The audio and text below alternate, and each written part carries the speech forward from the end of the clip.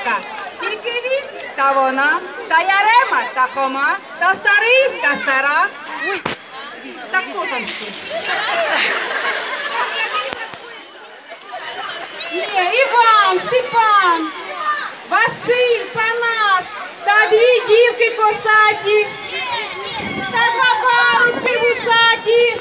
Оце всі наші. Ви не думаєте, що ми тільки працювати можемо? Ми ще й співати гарно вміємо. А ну послухайте нас.